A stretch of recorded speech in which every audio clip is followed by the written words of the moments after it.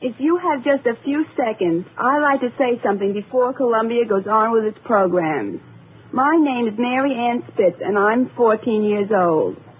My mother has a defense job, so I do the marketing for our family. Every morning, Mother says to me, Mary Ann, be sure you buy the most for the least money. So lately, I've been buying all the Victory food specials. These are marked with a red, white, and blue basket sign with a big red V. The reason I always look for this sign is, well, you've heard the old saying, an army travels on its stomach. I know Uncle Sam needs lots of food to feed our fighting men. An army that's going places has to have good things to eat. Now, steak fried rare with French fried potatoes is my favorite meal. But I'd rather have a soldier eat this dinner than eat it myself, if it will get this war over sooner. So, if you have friends or relatives in the armed forces, think twice before you buy the food they need. Look for the Victory specials and help win the war faster.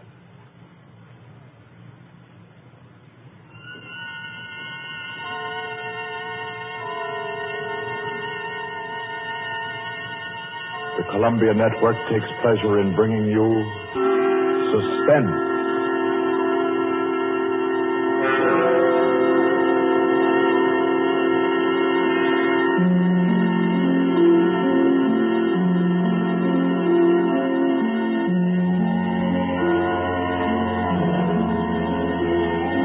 Suspense, Columbia's play theater of outstanding thrillers, produced and directed by William Spear and scored by Bernard Herrmann.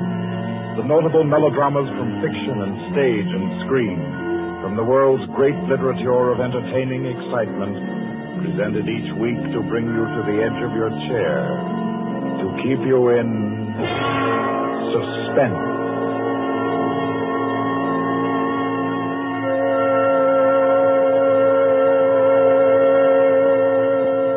Tonight's adventure in suspense is from the pen of Dorothy Sayers. She called it The Cave of Ali Baba. Like the tale told by Scheherazade, a distinguished ancestress in the storytelling art, Miss Sayers' thriller deals with 40 thieves and with 2 magic words. For your uneasy listening, then, Suspense presents The Cave of Ali Baba.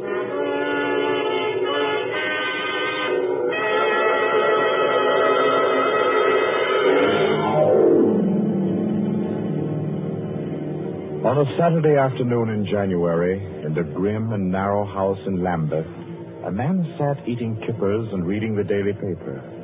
He was smallish and spare, with brown hair rather too regularly waved and a strong, brown, pointed beard. His double-breasted navy blue suit, his socks, tie, and handkerchief were all scrupulously matched, and his brown boots just a trifle too highly polished. He did not look a gentleman, not even a gentleman's gentleman. Yet there was something about his appearance which suggested that he was accustomed to the manner of life in good families. Superior butler, perhaps, yet not old enough to be retired.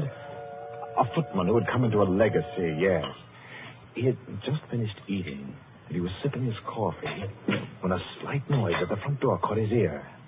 Swiftly, too swiftly for a quiet little man sitting eating kippers and reading his paper on a Saturday afternoon, he sprang up. He dashed through the small hallway and he flung the door open. Of course, no one in sight. The society is at least dramatic in its delivery of its correspondence. And as if he knew what he would find, he shut the door and turned to the hat stand in the hall. An envelope had been placed there. It was addressed to Joseph Rogers. So Mr. Rogers opened the note. Number 21. An extraordinary general meeting will be held tonight at the house of number 1 at 11:30. You will be absent at your peril. The word is finality. Finality. Yes, I think so. The man called Joseph Rogers stood for a moment, studying the note. Then he strode to the rear of the house, to a tall safe built in the wall. Carefully, he manipulated a dial. He swung the safe door open. He stepped inside. into a small strong room. He opened a drawer marked correspondence, placed the note inside, and then came out again. A moment to reset the lock for a new combination, and then he went back into the living room. He reached for the telephone. He lifted it from the cradle and then reconsidered. Too dangerous. He hurried upstairs and clambered into an attic. In the furthest corner, he searched for and found a knothole in the woodwork. He pressed it. A concealed trapdoor swung open, and he was in the loft of the adjoining house. He paused before 3 cages, in each of them a carrier pigeon. Carefully, he wrote a note, slipped it under a pigeon's wing. There you are, my pretty. There, take it easy now. There you go. Lie straight. 4:30. I'll send another pigeon at 5 and a third at 6. I should have my answer by 9:30 at the latest. Oh, I forgot one thing, most important. Mr. Rogers moved through the trapdoor, back into the attic of his own house, and once again he stood before the tall safe built in the wall. He opened the door, stepped into the strong room, moved for a moment quietly in the dark, and then spoke gently. Now, be good, my sweetheart. I'm depending on you. Open sesame. Come on now, old thing. Open sesame. Open sesame. That's better. That's very much better.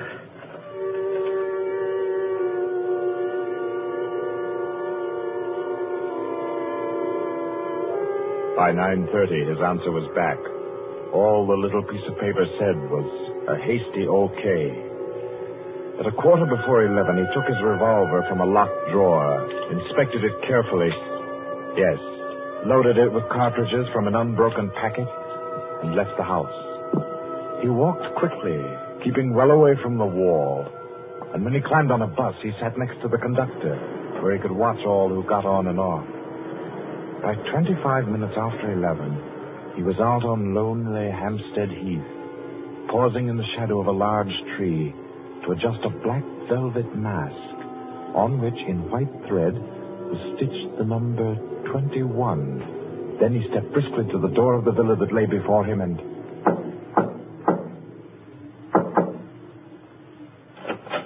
What is it? Finality. Come in. Go right on through. Number 1 will check you in. Right.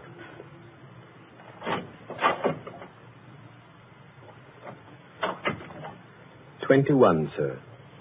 Lift your mask. Very well, 21. You may go on to the meeting room. Thank you, sir.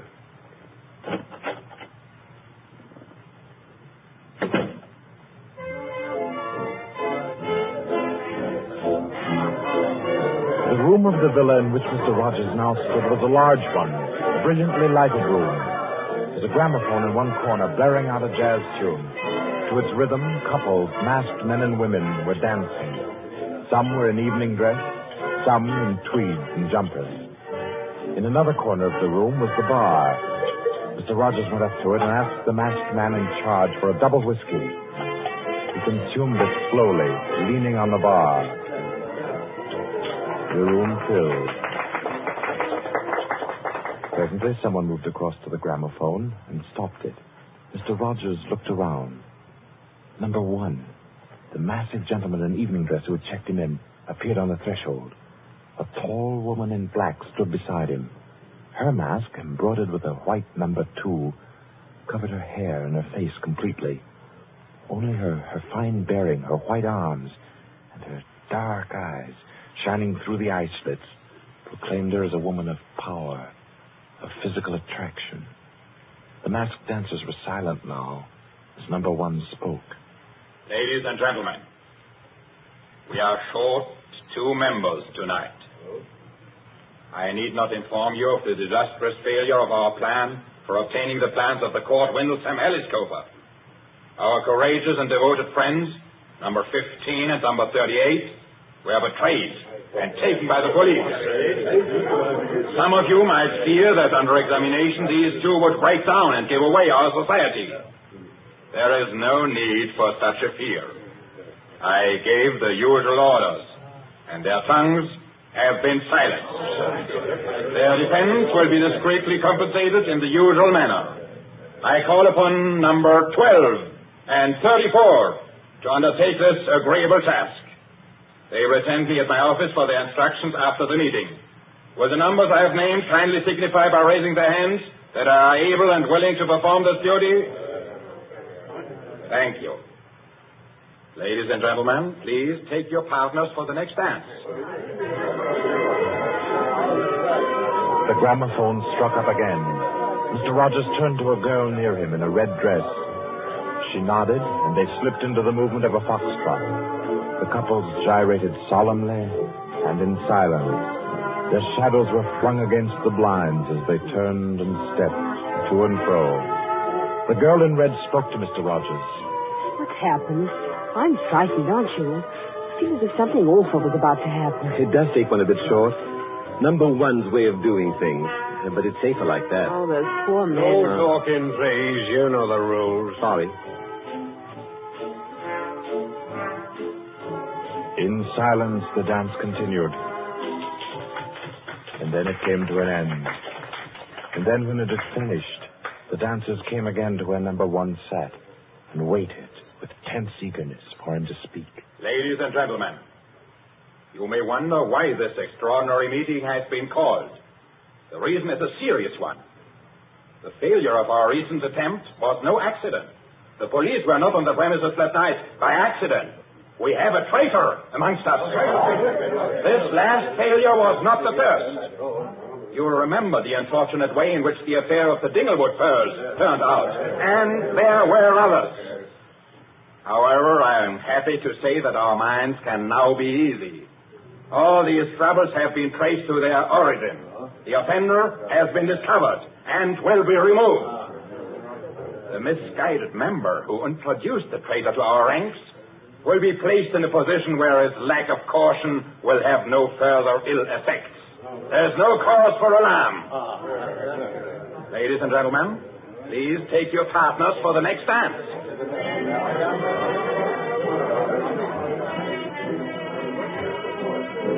Again, the gramophone took up its bizarre monotony, and the masked dancers glided and turned, and their movements were sharper, more staccato. The girl in red was claimed by a tall mask in evening dress. A hand laid on Mr. Rogers' arm made him stop. A small, plump woman in a green jumper slipped a cold hand into his. The dance went on.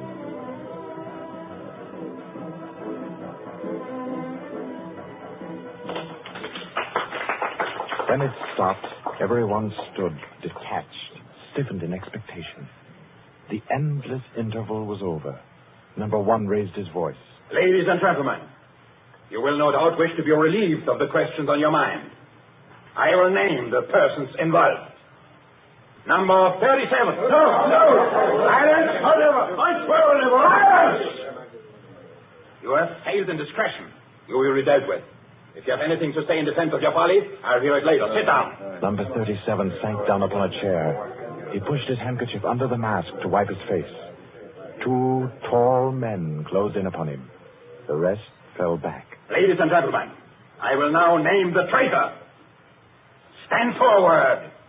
Number 21. Take off your mask. Number 37.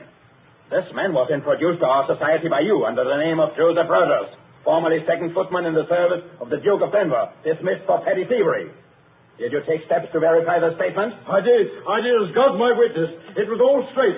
I had him identified by two of the servants. I asked all over about him. The story was true. I'll swear it was.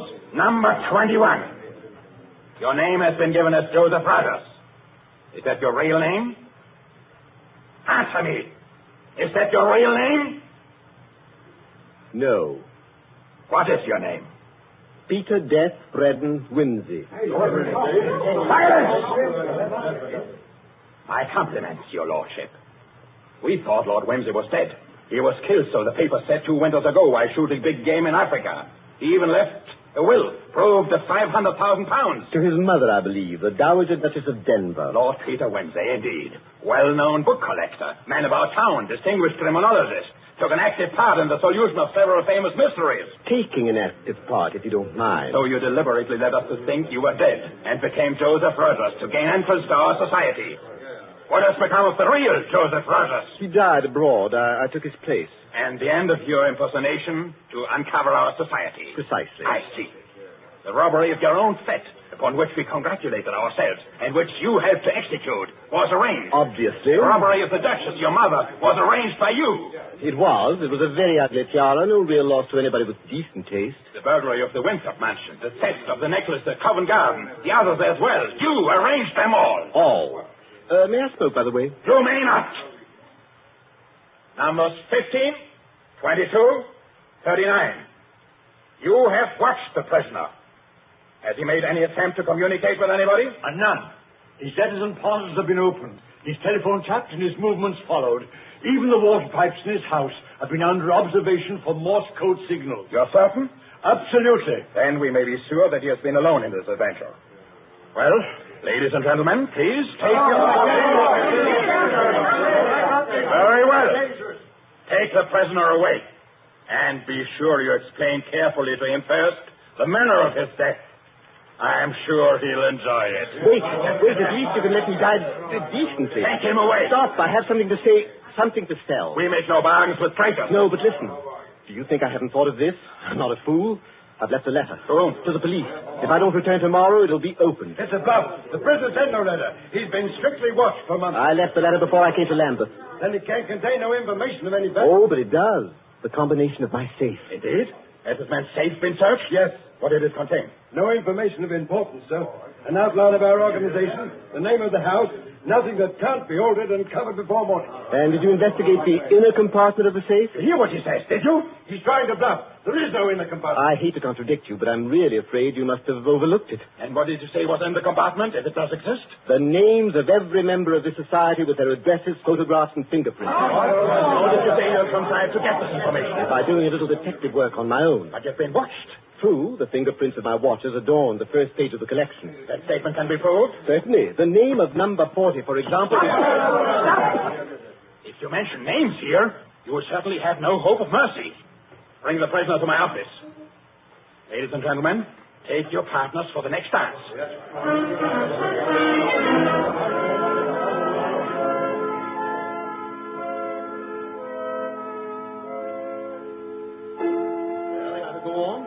Prove that I know your gang from number 1 through number 25. Do you want me to prove that I know the others as well? My lord, your story fills me with regret that you are not, in fact, a member of our society. Wit, courage, and industry are valuable in an association like ours. I fear I cannot persuade you. No, I suppose not.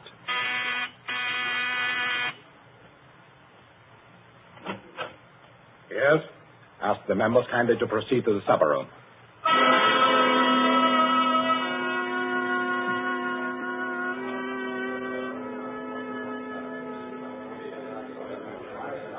Ladies and gentlemen, I'll not conceal from you the seriousness of the situation. The prisoner has recited to me 25 names and addresses which were thought to be unknown except to their owners and to me. There has been great carelessness. Fingerprints have been obtained. He showed me some photographs of them. He tells me that the book of names and addresses is to be found in the inner compartment of his safe, together with certain letters and papers stolen from the houses of members, and several objects with fingerprints. I believe he tells the truth. He offers the combination of the safe in exchange for a quick theft. I think his offer should be accepted. What is your opinion, ladies and gentlemen? The combination is known already. Fool! This man is Lord Peter Wimsey, a scientist of crime. Do you think he will have forgotten to change the combination? Oh, I say give him the promise. Time's getting short. You agreed? It's a bargain, Wimsey. What is the combination? The word of the combination is unreliability. And the inner door, the inner compartment. In anticipation of the visit of the police, the inner door is open. Good. Number 12 and 36. You will go to the prisoner's house and... Wait a moment. That's right. I agree. Nobody ought to be trusted. Then what, ladies and gentlemen, do you suggest? You go yourself. You're the only one that knows all the names. You go yourself. I second that motion. Is the wish of the meeting, then, that I should go? No. I say no. No, don't go. Number one is our president, the head and soul of our society. If anything should happen to him, where should we be? You've all blundered. We have your carelessness to thank for all this. Do you think we should be safe for 5 minutes if he were not here to repair your folly? Well, there's something in that. If you will pardon my suggesting it, the lady appears to be in a position peculiarly favorable for the reception of the President's confidences. The contents of my modest volume will be no news to her. Why should she not go herself? Because I say she must not. If it is the will of the meeting, I'll go. Give me the key of the house. Here. Is your house watched? No. If I have not returned in 2 hours, act for the best to save yourselves. And do what you like with the prisoner.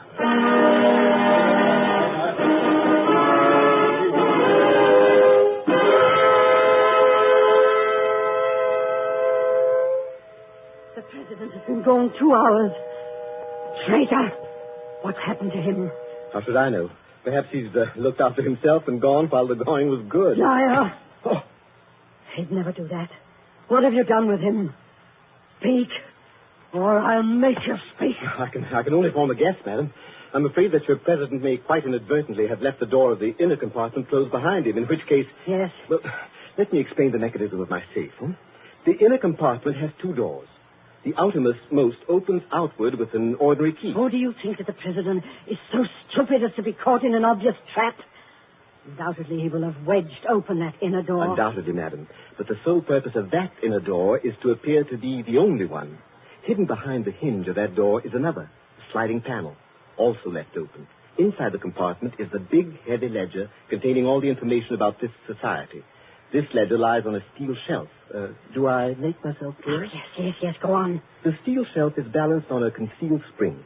When the weight of the book, the ledger, is lifted, the shelf rises almost imperceptibly, and in rising it makes an electrical contact. Now, let me draw a picture. Your president steps into the inner compartment, sees the book, takes it up, anxiously to examine to see if it's the right one. The shelf rises, the electrical contact is made, and the steel panel behind him slides into place. He's trapped. You devil! What is the word that opens the inner door? Quick, the word. Do you remember the story of Ali Baba and the 40 Thieves? Uh-huh. Well, when I had this tape constructed, my mind went back, well, call me sentimental if you will, to my childhood. The words that open the door are open sesame. Oh. How long can a man live in this devil's trap of yours? Oh, I should think he might hold out for a few hours if he didn't use up all the oxygen by hammering and yelling. I imagine if we go there at once, we'll be able to get him out all right. I'll go myself. I think you'd better take me with you. Why? Well, I'm the only person who can open the door. But you've given me the word. Yes, you have the word. But this door of mine, I'm rather proud of it. You know, it's my own invention. It's the latest thing. It will open to the word open sesame, all right. But to my voice only. Your voice? I'll chop your voice in my hands. What do you mean, your voice only? Don't touch my throat like that. You'll wreck my voice, and then the door might not recognize it. There, that's better. The door got stuck for a week once, and when I had a cold. Is what he says true? Is it possible? Perfectly possible, madam. It'll have a microphone arrangement. Could be done also with light vibrations. Oh, we must let him go. Take the ropes off him. Let him go, nothing. He doesn't go to blab to the police. The president's done in, that's all. And we'd all better make traps while we can. It's all up, boys. Right. Chuck this fellow down the cellar and fasten him in. I'll go and destroy the ledgers. 32, you know where the switch is. Give us a quarter of an hour to clear, then you can blow the place to glory. No. No, you can't leave one to die. He's your president, your leader. I won't let it happen. I won't. I'll free this man myself. Here, none of that. Let me go. Let go of me. Think, Master, think. It'll be light in an hour or two. The police may be here at any moment. Police? Oh, yes. Yes, you're right. No, we mustn't imperil the safety of all for just one man. He himself would not wish it. Throw this man in the cellar and let's get out of here while there's time.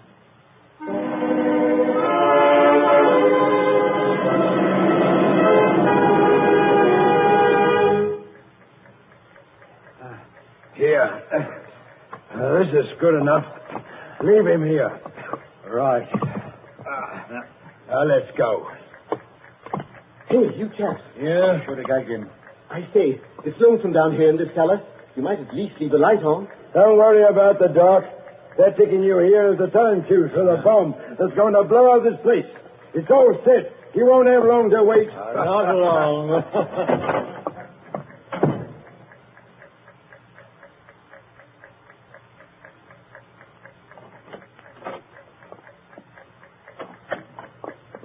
Who is it? Who's there? Hold it still, so I can cut the ropes. Well, it isn't two. My compliments, madam, on your loyalty to your present. Quick. They've set the time fuse. The house is mine. Follow me as fast as you can. Number 1 must be saved. And only you can do it. Well, how did you manage to... There's no time for questions. Get up and follow me. You will release him. You promise. I promise. But I warn you, madam, that this house is surrounded. When my safe door closed, it gave a signal to Scotland Yard. All the members of the society have taken. Never mind them. Here. Light. Quick. Who's there? Is that you, Inspector? Get your fellows away, quick. The house is going up in a minute.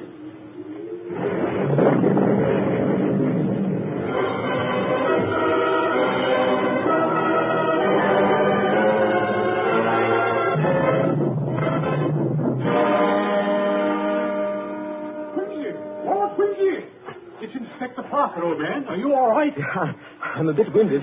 What happened, Inspector? Oh, about half a dozen of them got blown up. The rest we bagged. Hurry, will you hurry? Who's this? Oh, one of the gang. She's called number 2. We must save him. We must. Golly, I clean forgot the gentleman in the safe. Parker, where's your car? Down the lane. Send one of your men down to get him. Right. Johnson, bring that car here. Yes, sir. I've got the number 1 of the whole company quietly asphyxiating at home. I promised we'd get back and save him. He's the bloke that we've been wanting. The man at the back of the Morrison case and the Hope Wilmington case and hundreds of others.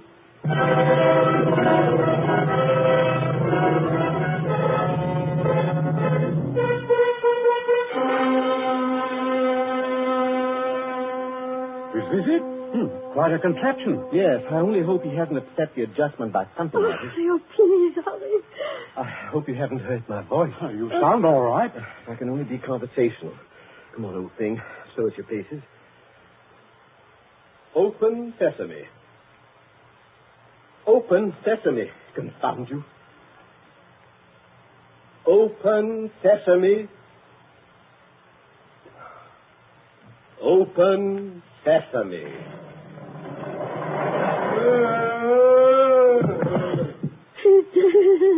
Let me see. No, he's not. He lived to stand his trial.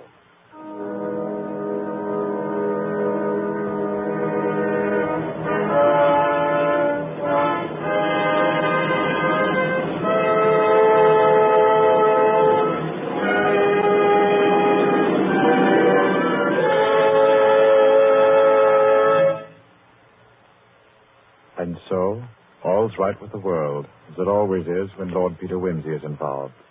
The Cave of Ali Baba by Dorothy Sayers is the story which gave us tonight's Suspense. Suspense is produced by William Spear. Our guest director for this evening was Robert Louis Sheehan. Tonight's radio drama was written by Peter Lyon and scored by Bernard Herrmann. Romney Brent was Peter Wimsey, William Moulton played number 1, and Ira Gerald, the lady in the case. Others in the cast were Kathleen Cordell, Victor Beecroft, Roland Bottomley, J.W. Austin, William Podmore, Ian Martin, and William Moulton.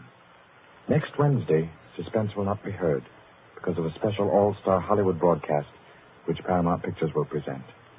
2 weeks from tonight, at this time, Columbia will bring you another selected story from the world's great literature of thrill. Another study in suspense.